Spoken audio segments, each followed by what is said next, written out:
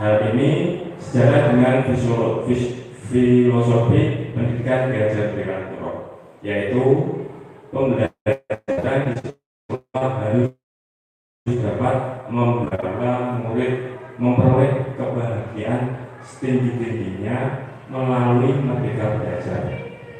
Salah satu cara yang dapat dilakukan adalah pembiasaan dalam kehidupan pada setiap hari. Biasanya anak-anak sebelum masuk sekolah itu bersalaman dengan bapak ibu. Nah, itu termasuk kebiasaan yang baik. Nah, ada sampah diambil atau guru memberi contoh mengenai sampah, seperti murid akan terbiasa dengan kebaikan tersebut. Sekolah yang berpihak pada murid agar mereka dapat berkembang menjadi pribadi yang berani, percaya diri, mengemukakan pendapat, kritis, hormat dan tanggung jawab sesuai profil pelajar Pancasila. Yang berpihak pada anak, biasanya kita kalau dulu pembelajaran KK3+ itu tidak berpihak pada anak. Nah, guru biasanya menjelaskan materi apa yang kita tahu. Sekarang dengan adanya kurikulum Merdeka,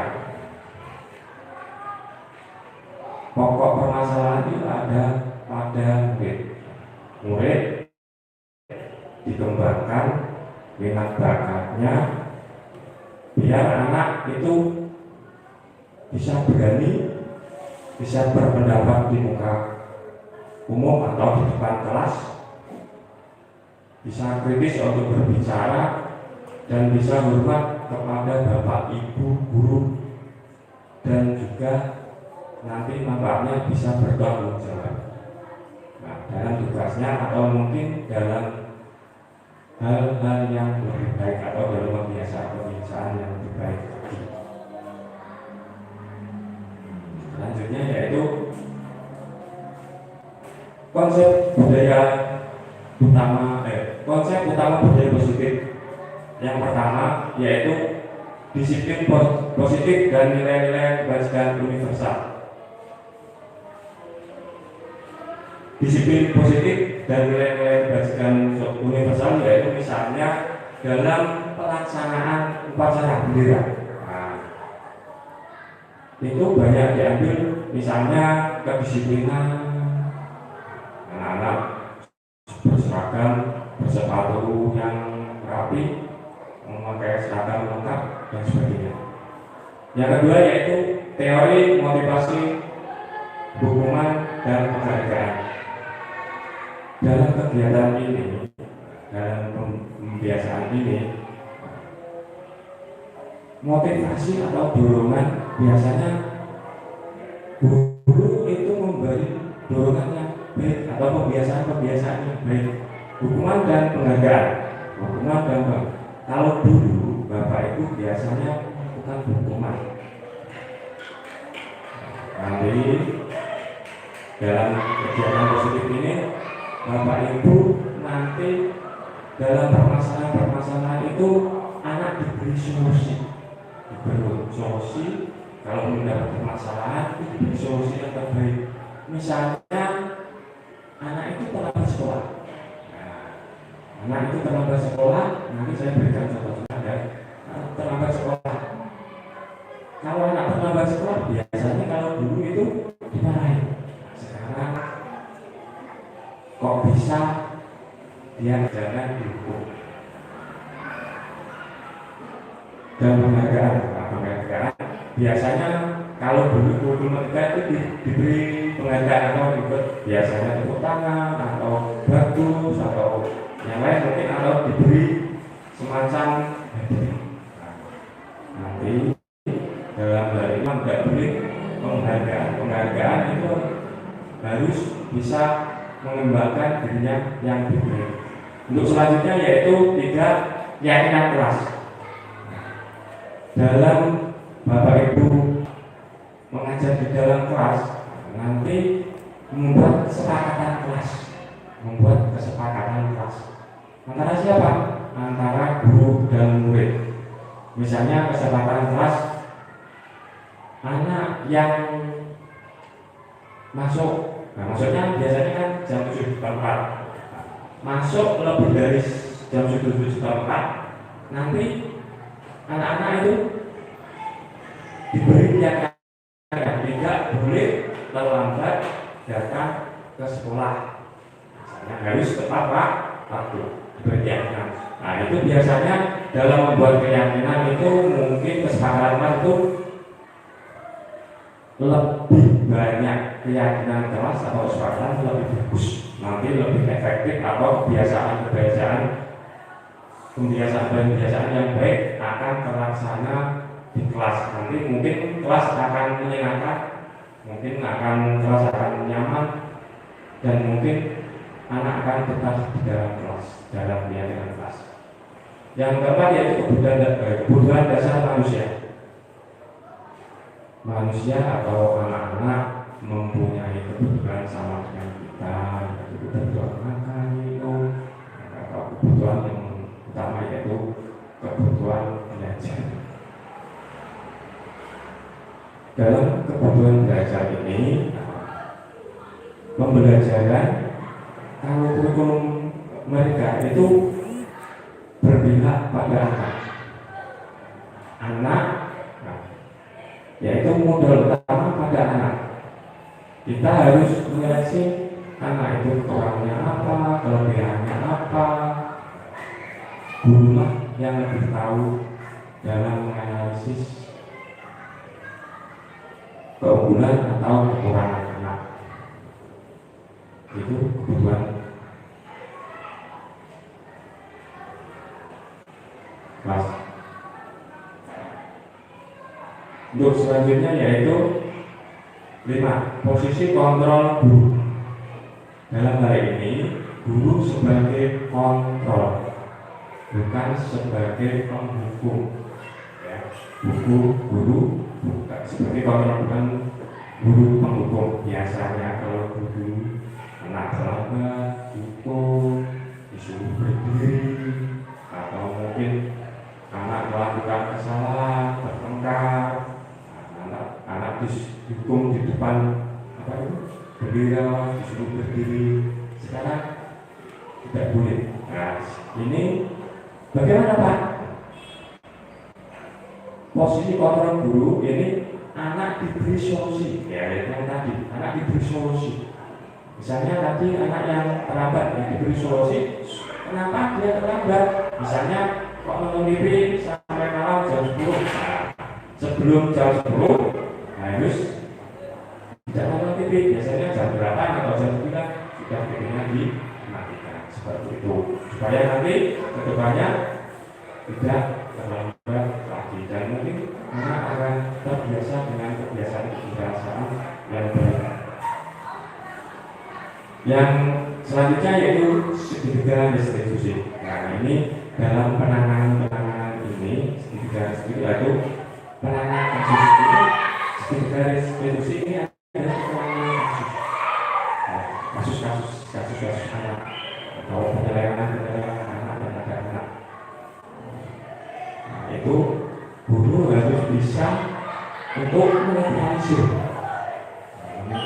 kebiasaan buruk, supaya berhasil menjadi kebiasaan yang baik, ya anak itu bisa berkembang padanya. Nah, itu bisa berkembang dengan padanya, tanpa tekanan atau tanpa beban,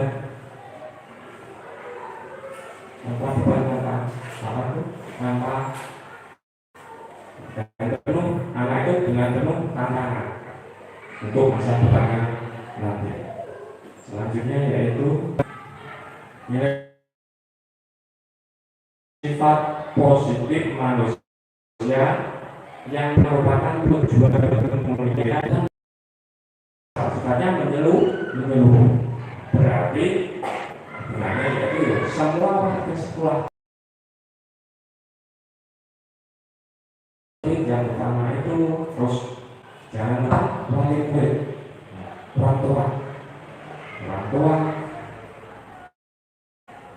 pak penjaga,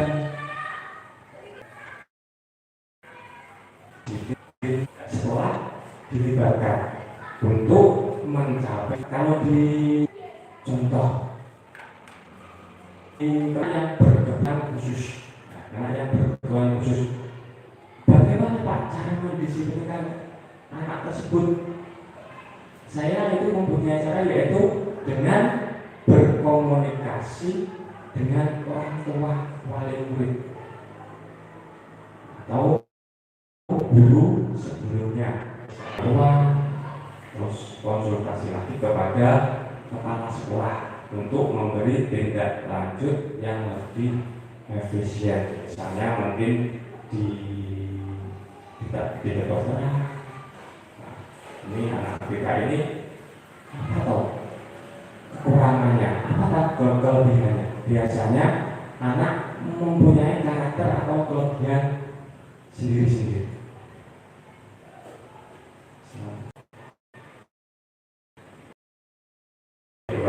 Contoh tadi itu apa? Terus membaca Asmaul Husna, pembiasaan yang baik itu. Terus pada waktu sebelum pembelajaran, biasanya setelah saya suruh untuk enggak, kalau literasi itu membaca itu sebelum pembelajaran. Sebelum pembelajaran itu ada literasi bagaimana rasanya? Saya suruh baca. Nanti materinya itu saya balik lagi, bagaimana materinya itu yang dibaca itu apa? Nanti dikasih nilai. Mungkin ada kata bersama saya. Sebenarnya yaitu nyanyikan. Misalnya anak-anak untuk melatih kebiasaan apa dulu? Disiplin. Tentang hubungan dengan negara, karena kita mempunyai negara itu Indonesia. Nah, harus mempunyai jiwa patriotisme.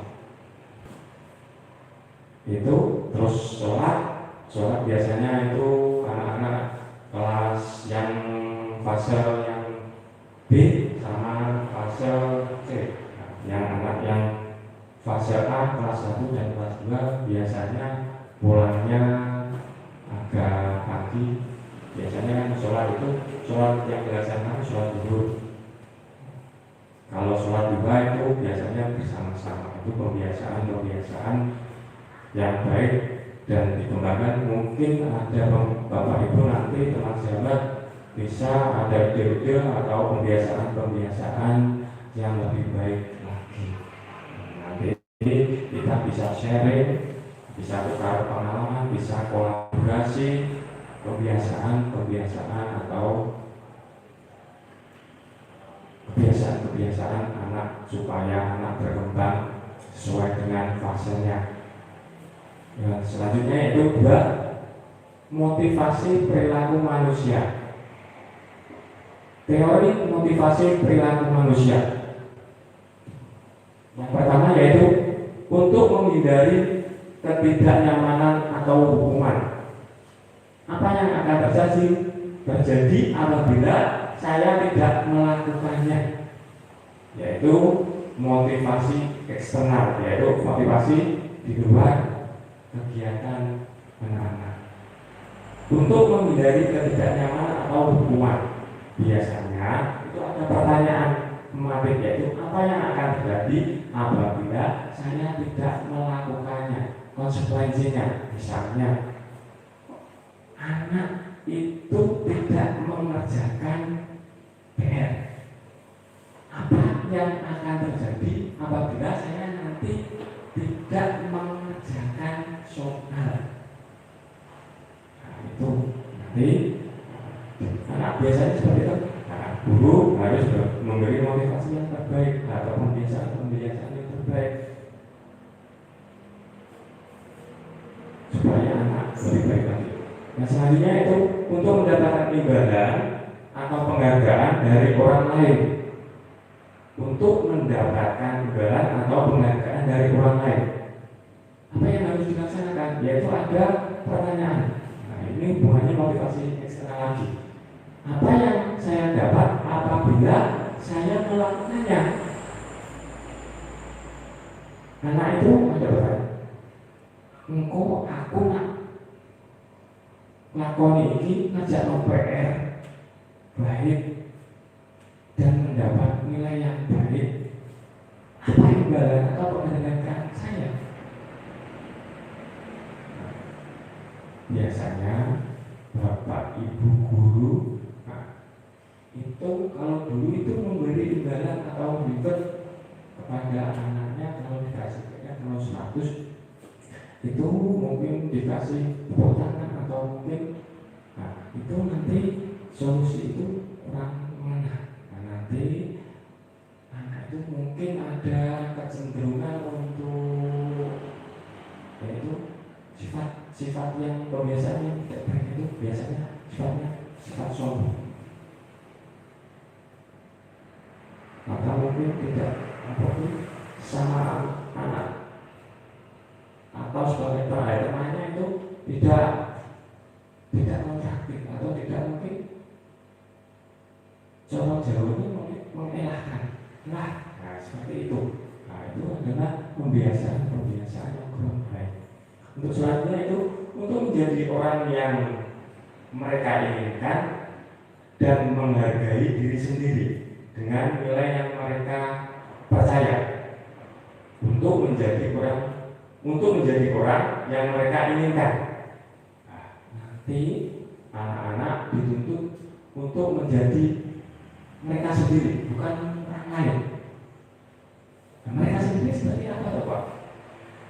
Ya seperti dirinya sendiri. Nah, tidak contoh kegiatan yang baik. Nah, itu adalah kegiatan yang tidak baik. Nah, Bapak Ibu memberi pembiasaan kalau itu tidak baik. Nah, nanti kalau ada anak-anak yang menyetek, nanti diberi solusi atau diberi kebijakan atau diberi konsekuensi yang terbaik. Kenapa? Alasannya kok menyetek? Nah, mungkin anak yang satu dengan anak yang lain itu pasti ada alasannya tersendiri. Seperti itu ya. Dengan nilai yang mereka percaya.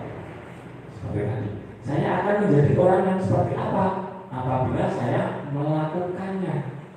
Kayak tadi, mungkin sombong, mungkin apa kalau dia itu mendapat nilai yang baik. Mungkin kalau nilainya tidak baik, mungkin tidak pede atau tidak percaya diri. Nah, nanti kalau anak tidak percaya diri, nah itu menumbuhkannya akan lebih sulit. Nah, untuk itu kita sebagai guru harus memberi motivasi kepada murid kita. Nah, motivasi yang terbaik, yaitu motivasi internal, yaitu tujuan disiplin positif kepada anak. Nanti seperti itu, anak-anak yang nilainya tidak baik, sangat di-reward atau di-manu, tapi dikasih kebijakan yang lebih baik lagi. Untuk selanjutnya yaitu ketiga yaitu keyakinan kelas. Tadi saya sudah melakukan yaitu keyakinan kelas.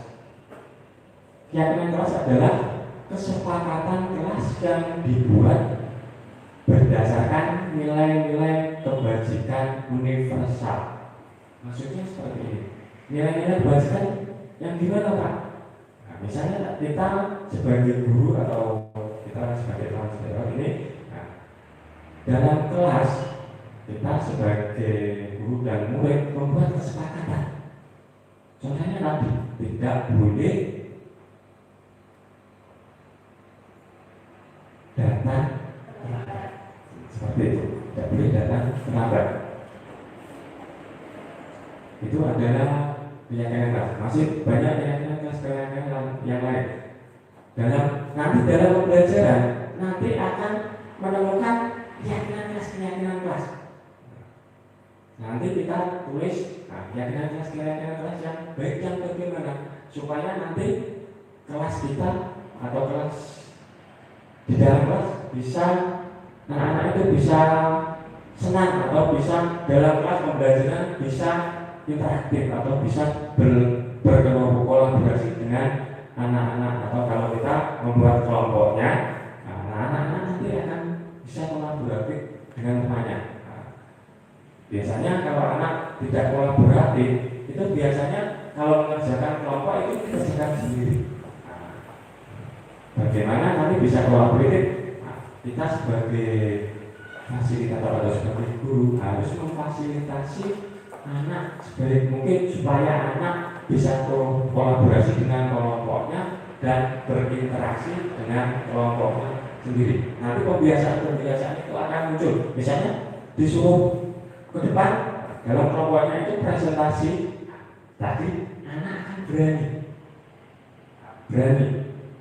Yang pertama berani, anak akan berani sendiri. Yang dulu anak itu tidak berani, nanti sama kelompoknya kalau bareng-bareng presentasi kedepannya itu satu kelompok nanti diberi tanggung jawab sendiri-sendiri. Misalnya ada yang presentasi, ada yang menjawab dan sebagainya, harus diberi tugas masing-masing dan anak harus bisa mempertanggungjawabkan tugasnya tadi supaya anak bisa berinteraksi atau bisa kolaborasi dengan kelompoknya tadi. Nah, itu keyakinan kelas yang kedua adalah nilai-nilai kebajikan universal. Untuk selanjutnya yaitu tentang keyakinan kelas bersifat lebih abstrak daripada peraturan yang lebih rinci dan konkret. Konkret itu nyata, rinci. Yang lebih rinci, biasanya keyakinan kelas itu dirinci, dibuat, biasanya dikasih nomor 1, tidak boleh tambah, 2, kalau tidak mengerjakan PR nanti apa solusinya, 3, dan selanjutnya. Untuk selanjutnya keyakinan kelas berupa pernyataan. Contohnya anak berani menyatakan atau pernyataan di depan kelas. Mungkin bisa menjawab, anak yang lain mungkin bisa bertanya. Kalau dulu anak mungkin kalau belajar KK13 kita lah yang aktif. Sekarang anak diberi kelompok, nanti pembiasaan nanti anak pertama nanti berani akan menyatakan pendapatnya. Anak akan bisa bertanggung jawab, bisa berdisiplin. Pembiasaan itu akan muncul bersama dengan adanya kegiatan atau pembelajaran yang menyenangkan atau berpihak pada anak. Selanjutnya pernyataan dibuat dalam bentuk positif tadi. Dalam membuat pernyataan kelas, guru harus membuat keyakinan yang positif, intinya yang berpihak pada anak, yang tidak negatif. Contohnya kok negatif dalam arti yang bagaimana Pak? Tadi terlambat, anak yang terlambat jangan diberi hukuman, kita beri aksi atau beri solusi yang baik. Untuk selanjutnya yaitu keyakinan kelas sebaiknya sesuatu yang dapat diterapkan di lingkungan tersebut. Keyakinan kelas tadi bisa diterapkan dalam kelas. Anak-anak itu harus mempunyai peraturan yang lebih rileks, yang lebih nyaman, yang lebih enak, supaya nanti nyaman.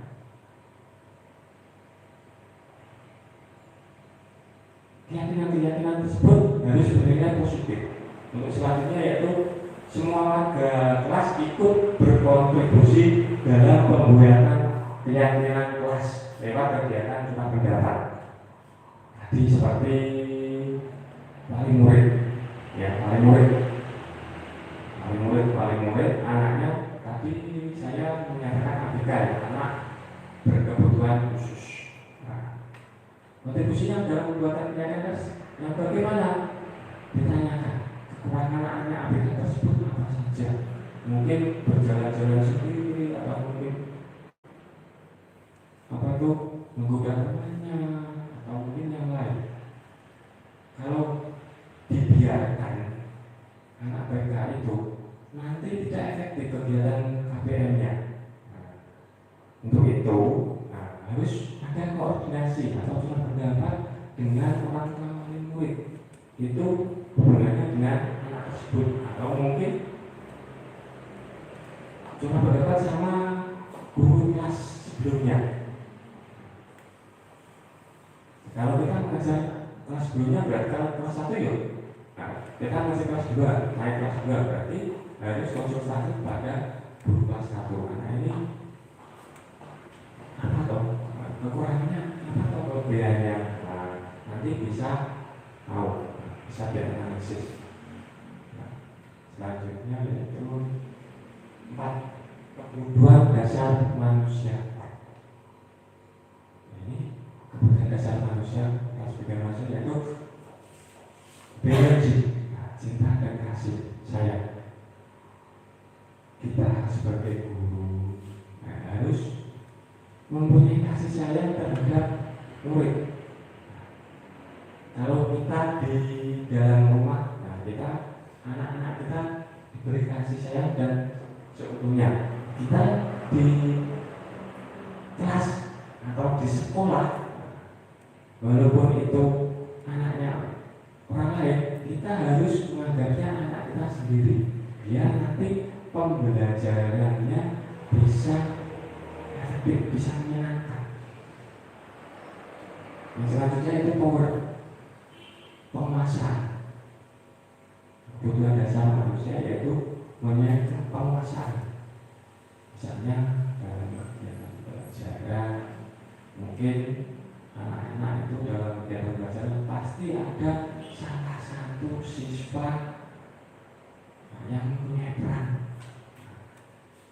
perannya lebih tinggi. Kita harus bagaimana?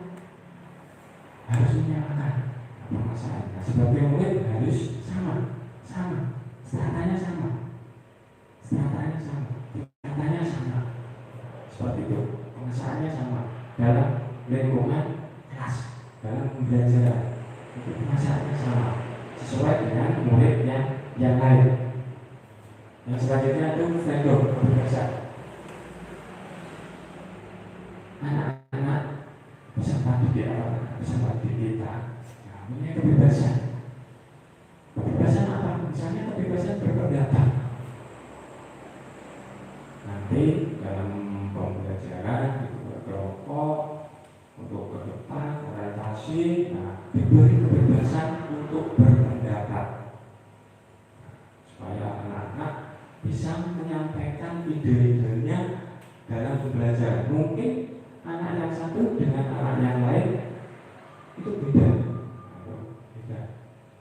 Itu bisa menciptakan kebebasan, itu gaya positif. Untuk selanjutnya senangan. Untuk itu dalam pembelajaran guru harus menciptakan suasana yang menyenangkan dalam kelas.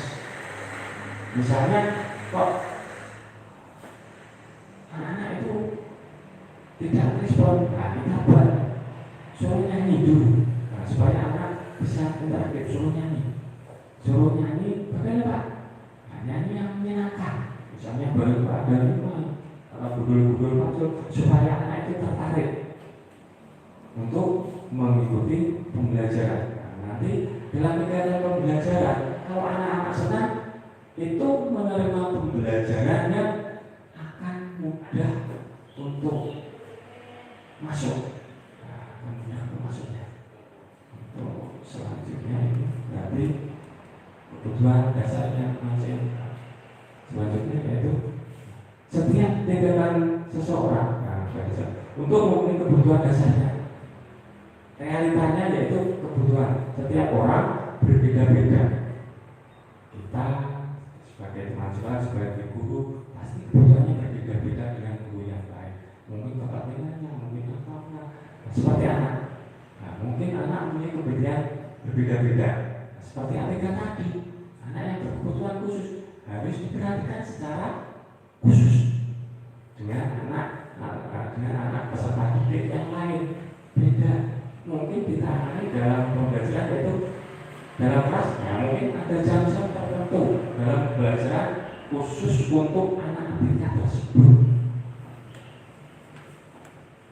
Yaitu kita tidak boleh membeda-bedakan, harus berusaha memahami pandangan orang lain tentang dunia. Setiap orang memiliki gambaran yang berbeda-beda.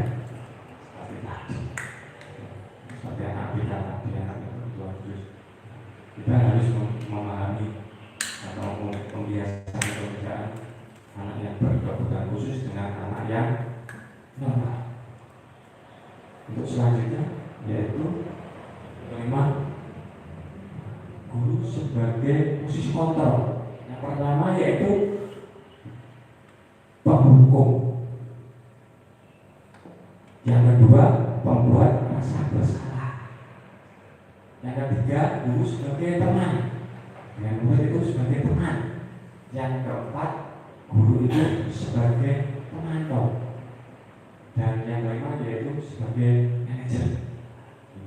Ini ada 5 posisi kontrol: penghukum, pembuat rasa bersalah, sebagai teman, sebagai pemantau, dan manajerial. Selanjutnya yaitu ini 5 posisi kontrol. Sebagai penghukum, contohnya seperti apa? Yaitu menghardik atau menunjukkan atau menyakiti anak atau menyindir anak. Kita sebagai guru harus berbuat baik, yaitu terus membuat orang merasa bersalah. Misalnya kita berceramah dan mengatakan seharusnya kamu, biasanya kita menunjukkan seharusnya kamu, nah itu tidak boleh. Seharusnya kamu harus datang lebih awal. Seperti itu tidak boleh. Nah, contoh lagi, bapak kecewa, mungkin bapak kecewa dengan kamu. Nah, itu tidak diperbolehkan. Nah, hindari itu masuk sebagai guru, sebagai penghukum secara tidak langsung. Nanti psikologis anak atau kejiwaan anak itu akan merasa tidak percaya diri atau pede, akan hilang rasa pedenya. Untuk selanjutnya yaitu teman, membuat alasan-alasan untuk muridnya. Ini biasanya alasannya apa? Kok kamu bisa terlambat?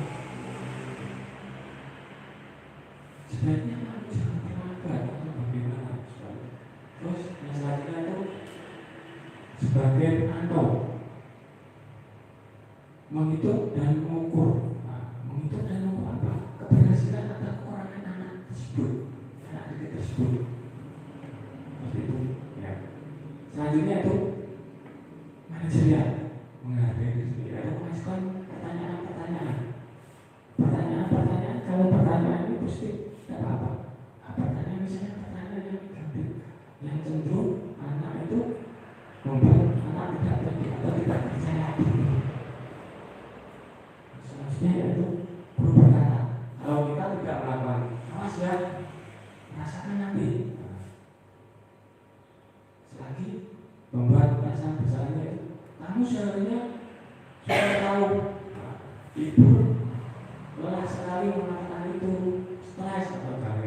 Nah, itu tidak diperbolehkan. Atau mungkin kalau kita sebagai bapak guru seperti itu ya, saya lelah dengan kamu, saya capek mengajar kamu, diajar kok tidak masuk dan sebagainya, seperti itu. Untuk selanjutnya ketergantungan, pertama biasanya kalau mencontek itu anak itu akan ketergantungan. Untuk itu tidak diperbolehkan atau tidak, kita mencari solusi atau yang positif. Nanti kalau kamu nyontek, nanti akan ketergantungan. teman sampai kamu kelas SMA dan seterusnya. Itu tidak nah, selanjutnya itu memantau. Nah, yaitu bisa menyusulkan diri bila diawasi. Biasanya kalau anak itu dalam belajar dipantau bapak ibu guru, nanti anak akan berinteraksi atau bisa menyesuaikan diri dengan lingkungannya karena merasa diawasi. Untuk selanjutnya manajernya, nah itu menguatkan pribadi anak tadi. Pribadi yang seperti apa? Yang pribadi yang positif. Tentunya pribadi yang positif. Untuk selanjutnya yaitu hubungannya dengan guru, yaitu murid meletakkan guru di luar dunia berkualitas. Maksudnya gimana? Murid meletakkan guru di luar dunia yang berkualitas. Biasanya guru itu memberi suri teladan yang baik. Seperti itu ya, harus memberi suri teladan yang baik. Untuk selanjutnya yaitu segitiga restitusi,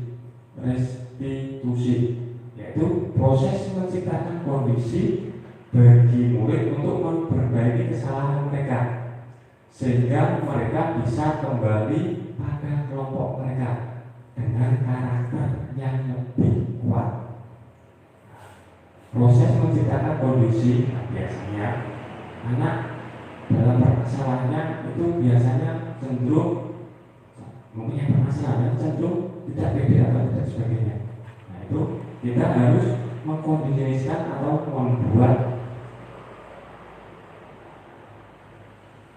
apa itu pembiasaan atau memberi solusi. Memberi guru harus bisa memberi solusi yang terbaik supaya nanti anak bisa sesuai dengan karakter yang lebih kuat, yang lebih baik. Tadi berani di depan kelas, bisa bertanggung jawab, disiplin. Itu nanti seperti itu. Selanjutnya itu melalui restitusi guru dapat membantu murid menjadi lebih memiliki tujuan, disiplin positif serta memulihkan dirinya setelah merasa bersalah. Contoh-contoh tadi kan lambat itu merasa bersalah. Kita harus memotivasinya, memberi motivasi yang terbaik supaya dia tidak rasa percaya dirinya akan timbul. Nah, selanjutnya membantu murid untuk jujur pada dirinya sendiri dan mengevaluasi dampak dari kesalahan-kesalahan yang dilakukan. Ada flashback, ada timbal balik. Kalau saya melakukan ini, nanti harus ada timbal baliknya yang lebih baik lagi. Nah, tadi terlambat berarti selanjutnya tidak akan terlambat lagi. Memberi penawaran bukan maksaan. Kita harus memberi penawaran, solusi. Nah, kita sebagai guru harus memberi solusi, bukan dipaksa. Kalau guru dipaksa, sekarang guru harus memberi penawaran atau solusi kepada anak-anaknya untuk menjadi lebih baik lagi. Selanjutnya yaitu tahapan segitiga restitusi. Yang pertama yaitu menstabilkan identitas. Berbuat salah itu wajar untuk murid-murid atau peserta didik. Nah, kita sebagai manusia tidak sempurna. Nah, kita sebagai guru juga pasti mempunyai kesalahan. Kesalahan-kesalahan itu harus kita flashback, harus kita kembalikan, harus kita lebih baik lagi. Saya juga pernah melakukan kesalahan seperti itu. Bapak, ibu guru mencari siapa yang salah, tetapi ingin mencari solusi dari permasalahan ini. Nah, kita sebagai guru dalam tahapan segitiga restitusi, guru kita harus bisa mencari solusi-solusi buat kita sendiri atau mungkin buat anak didik kita supaya lebih baik. Tadi dalam pembelajaran, oh anak itu tidak respon, supaya bagaimana anak itu tidak suka dengan matematika itu apa, seperti itu. Nah, kita harus bisa menstabilkan identitasnya. Itu bukan salah mereka. Mungkin ada yang membuat anak itu tidak mau, atau mungkin guru yang lain yang membuat anak itu tahu tentang belajar matematika tersebut. Nah, kita harus memberi solusi atau supaya anak itu bisa senang dalam pembelajaran matematika. Untuk selanjutnya itu buat validasi tindakan yang salah. Kamu pasti punya alasan mengapa melakukan hal itu. Kamu bisa menceritakan kepada bapak atau ibu. Kedua ini adalah memvalidasi atau tindakan yang salah. Contoh, tadi kan anak berapa? Atau mungkin dalam pembelajaran matematika, kenapa kamu tidak suka dengan pembelajaran matematika? Coba kamu ceritakan. Pak, ini Pak, saya itu dengan ibu ini dulu saya pernah atau dipukul atau di mana, sehingga sampai saat ini saya mungkin anak itu mengalami trauma. Mungkin kita harus seperti ini, kita harus menjadi teman supaya anak kita sebagai teman, anggap kita sebagai teman pada untuk apa? Anak itu biar berbicara, biar suka. Kenapa?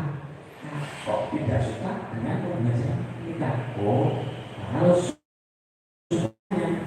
kita harus memberi solusi. Kita harus memberi solusi. Seperti itu kita harus memberi solusi. Bagaimana? Saya lagi tidak suka dengan ya kita memberi solusi supaya anak itu menyukai. Memberi solusi. Menyukai matematika. Tadi ya, itu dikembalikan lagi. Pembelajaran seperti itu. Yang selanjutnya itu tidak menanyakan keyakinan. Masih ingatkah dengan keyakinan kelas yang tadi sudah disepakati antara bapak ibu dan murid dalam kelas? Kita harus membuat kesepakatan untuk ditaati bersama. Keyakinan apa yang telah disepakati? Apakah bersedia untuk memperbaiki kesalahan? Terus rencana apa yang kamu lakukan untuk memperbaiki kesalahan-kesalahan tersebut? Contohnya seperti itu. Kita harus bisa membuat keyakinan kelas dengan kesepakatan dengan murid, dan bisa memperbaiki kesalahan-kesalahan. Misalnya pembelajaran itu mungkin anak terlambat, dan membuat rencana-rencana untuk memperbaiki kesalahan-kesalahan tersebut menjadi pembiasaan-pembiasaan yang positif buat anak didik kita supaya lebih berkembang dan lebih maju. Terus selanjutnya itu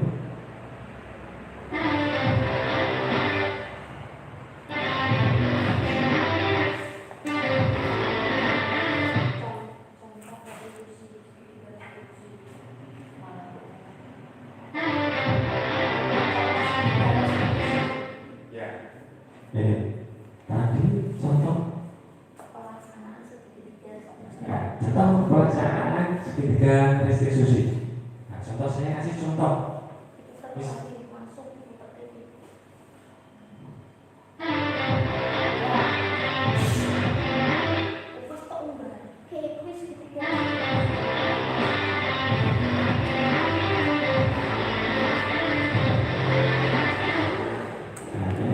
Ini adalah contoh-contoh kegiatan restitusi. Nah, ini menangani contoh kegiatan restitusi itu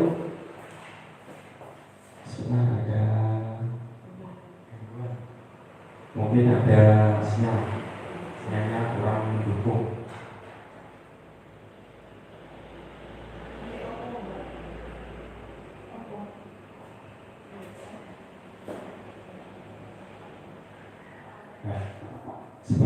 kita ceritakan dulu. Nah, ini ada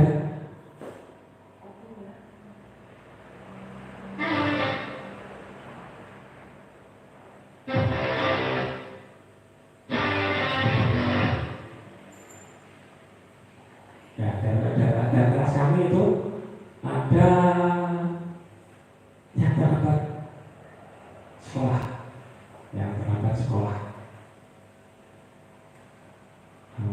gangguan sinyal yang terlambat sekolah.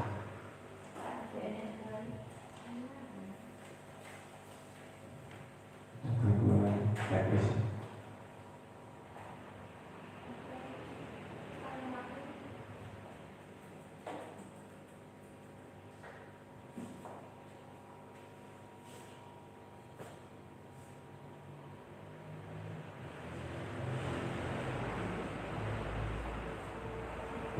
Ya, terlambat sekolah.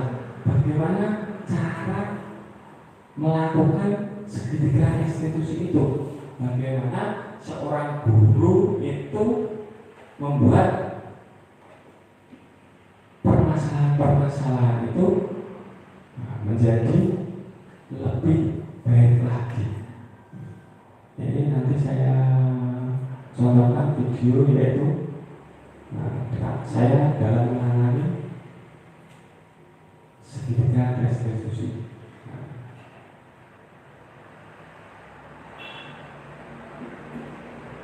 Contohnya seperti itu. Saya ceritakan seperti tadi. Kita harus bisa memberi solusi, memberi tindakan yang lebih baik supaya anak itu tidak mengulangi lagi dan mempunyai rasa percaya diri.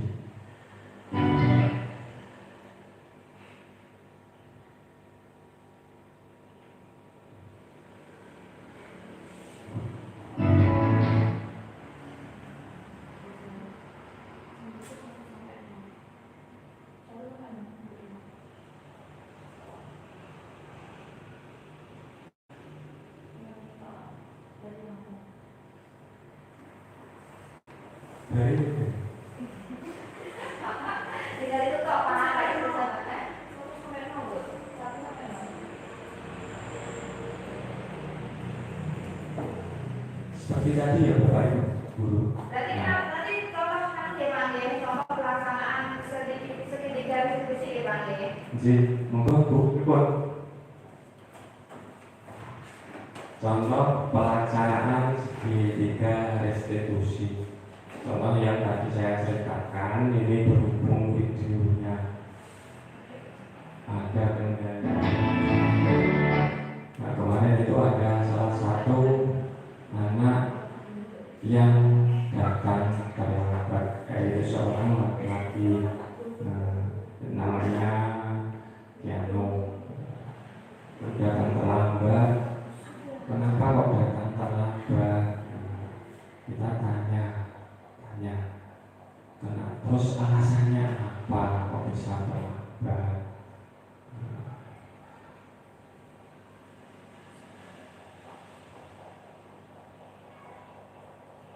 Terus kita memberi solusi-solusi yang terbaik supaya anak itu tidak terlambat lagi, memberi keyakinan pada anak tersebut atau pada anak itu supaya tidak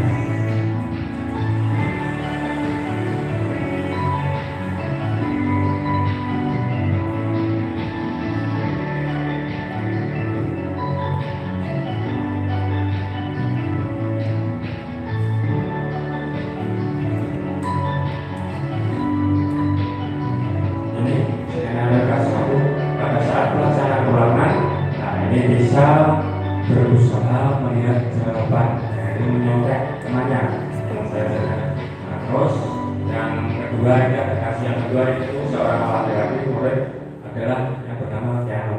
Nah, ini contohnya ini Bapak Ibu. Nah, nanti bisa diaplikasikan atau diimplementasikan kepada sekolah kelas masing-masing. Nah, ini hanya contoh penanganan segitiga restitusi. Seumpama anak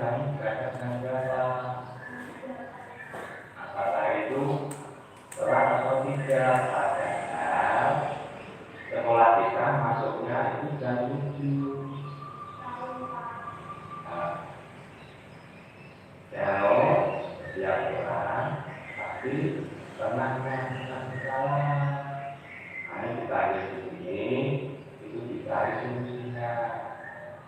solusinya.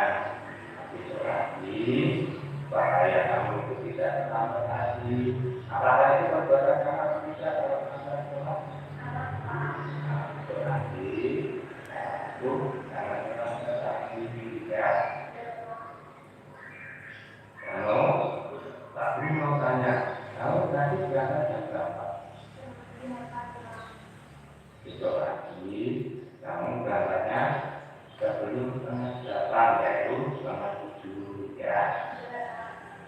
Tuh, kenapa kok bisa terlambat? Datang ke rumah? Oh, ternyata kemalaman. Datang kok bisa kemalaman? Kamu belajar atau enggak? Oh, besok lagi nonton TV-nya jangan jam 10 ya. Sebelum jam 10 sudah TV-nya dimatikan. Besok supaya tidak terlambat lagi di alarm sebelum subuh nanti bisa stop. No, sudah kamu. Terima kasih kamu sudah berhadir di sini. Semoga kamu bisa disiplin dan lebih baik lagi. Sekarang ingin kembali kelas. Ya.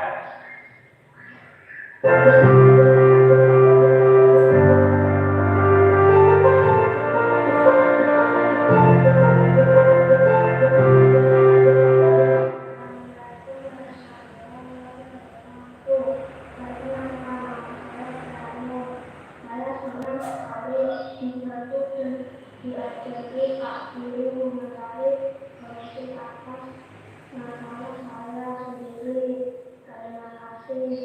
Wassalamualaikum warahmatullahi wabarakatuh. Seperti ini kesimpulan.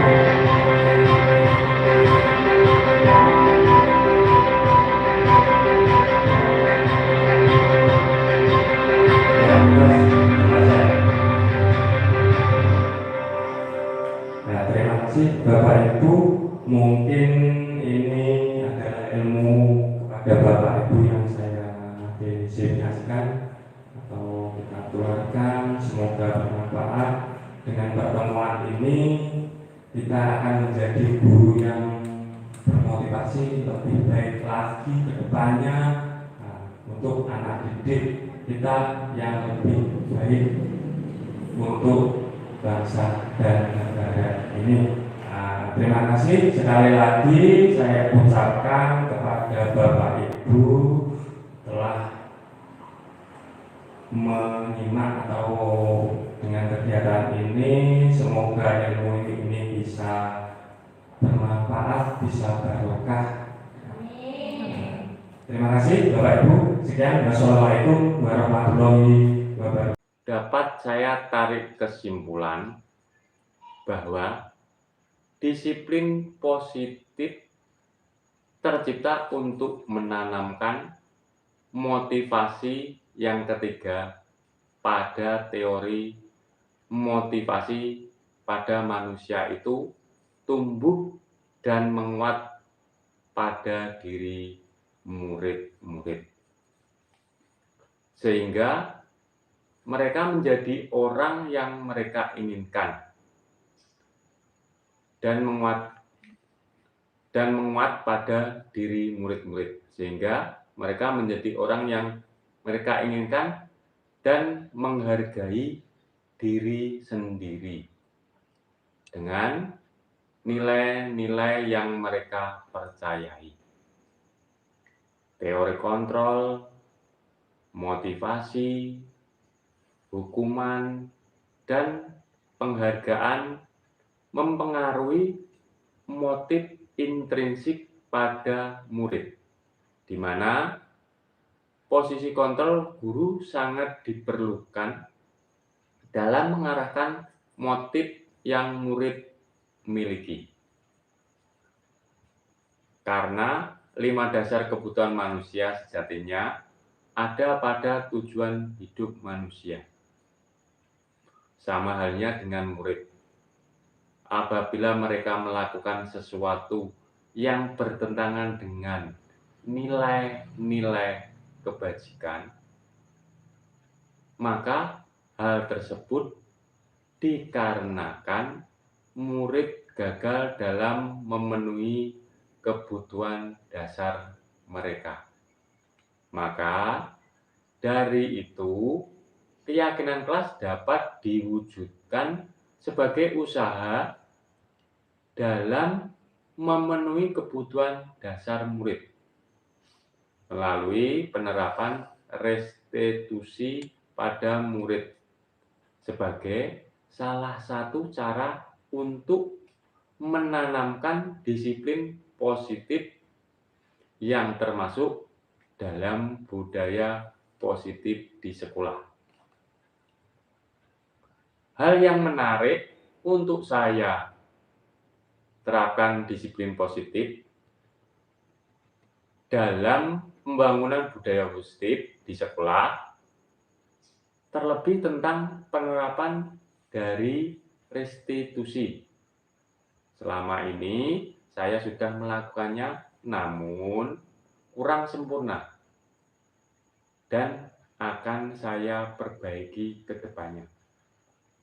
Perubahan secara perlahan, namun pasti dimulai dari hal-hal yang paling dasar terlebih dahulu untuk dilakukan, sehingga terwujudnya siswa berkarakter yang memiliki nilai profil pelajar Pancasila. Perubahan pada pola pikir saya setelah mempelajari modul ini dalam menciptakan budaya positif di sekolah, yakni untuk memulai sebuah perubahan baru. Yang pertama adalah dimulai dari diri. Tidak lupa berkolaborasi dengan warga sekolah untuk membangun budaya positif di sekolah. Diperlukan dukungan serta komitmen bersama dalam mewujudkan visi pribadi maupun sekolah. Pengalaman yang saya alami ketika menerapkan keyakinan kelas dan segitiga restitusi di sekolah, saya mendapatkan banyak pengalaman baru. Keyakinan kelas tidak hanya membahas tentang hak dan kewajiban seseorang murid, akan tetapi guru termasuk di dalamnya. Anak-anak antusias sekali dalam berdiskusi pernyataan apa saja yang kita yakini pada keyakinan kelas. Selain itu, saya juga mendapatkan pengalaman baru ketika menerapkan segitiga restitusi.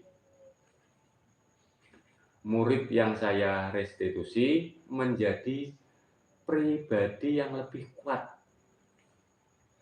karena dia dapat memperbaiki kesalahan mereka dengan kesempatan yang diberikan. Saya sangat senang ketika mengalami dua hal tersebut, karena saya dapat mengimplementasikan pengetahuan yang saya dapat dan mendapat umpan balik dari apa yang saya lakukan, sehingga hal positif tersebut akan saya lakukan seterusnya. Dalam penerapan konsep-konsep disiplin positif, keyakinan kelas serta restitusi di sekolah sudah cukup baik. Namun, yang perlu diperbaiki lagi tentang 5 posisi kontrol guru. Karena sebelum mempelajari modul ini, saya masih sering memposisikan diri saya sebagai penghukum, pembuat rasa bersalah, teman, dan pemantau. Saya belum mempercayai posisi manajer. Perasaan saya waktu masih posisi penghukum kadang membuat saya bersalah, mengingat bahwa apa yang dilakukan oleh anak memiliki alasan. Sekarang, setelah memahami 5 posisi kontrol guru lebih dalam lagi, posisi yang saya pakai adalah posisi manajer. Saya merasa bangga dengan murid-murid saya karena mereka mampu bertanggung jawab, mandiri, serta merdeka setelah melakukan penerapan segitiga restitusi. Hal yang paling penting dalam menciptakan budaya positif di sekolah, selain konsep-konsep tersebut, yakni adanya komitmen yang kuat dalam melaksanakan hal-hal positif tersebut. Tidak hanya berpuas diri dan terlena dengan pencapaian hasil yang baik, namun tetap berusaha meningkatkan serta mengembangkan budaya-budaya positif agar lebih baik,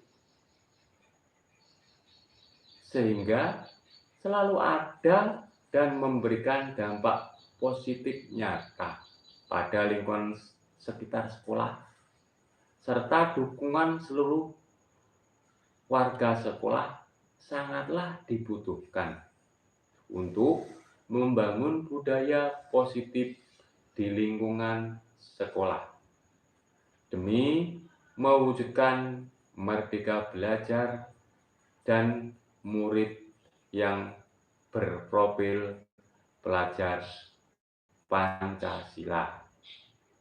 Terima kasih. Semoga ini menjadi buat diri saya khususnya dan pada umumnya buat teman-teman guru pada umumnya. Terima kasih. Semoga bisa bermanfaat. Akhir kata, wassalamualaikum warahmatullahi wabarakatuh.